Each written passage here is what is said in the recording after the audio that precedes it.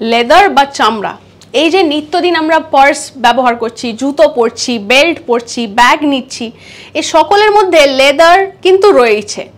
বলতে পারবেন লেদার প্রথম দিকে কিভাবে ব্যবহার করা হতো? প্রথমে একদম শুরুতে কিন্তু এই ফ্যাশন হিসাবে, ফ্যাশন ট্রেন্ড হিসাবে লেদার বা চামড়াকে কিন্তু ব্যবহার করা হতো না। সময়টা বলি, সময়টা হচ্ছে যীশু খ্রিস্টের জন্মে প্রায় 3000 বছর আগে। সেই সময় দাঁড়িয়ে চামড়াকে নৌকোর পাল হিসাবে ব্যবহার করা হতো। শুধু এখানেই শেষ নয়, অনেক সময় আসবাবপত্র, অস্ত্র বানাতে, তাঁবু বানাতে, এই সকল ব্যাপারের জন্য কিন্তু চামড়ার ব্যবহার করা হতো। এবং অনেক পরে, মানে সেই সময় পরে প্রায় 1000 বছর পরে ফ্যাশনে বা ফ্যাশন ইন্ডাস্ট্রিতে লেদারকে ব্যবহার করা হলো। এটা শুরু করেছিলেন মিশরের মহিলারা।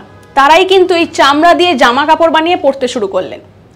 এবং 17 শতকে ইটালিতে দেওয়ালে যে ওয়ালপেপার লাগানো হচ্ছে সেইখানেও কিন্তু লেদার ব্যবহার করা হতো। সেটা কিন্তু ইটালিতেই এই প্রচলনটি শুরু হয়।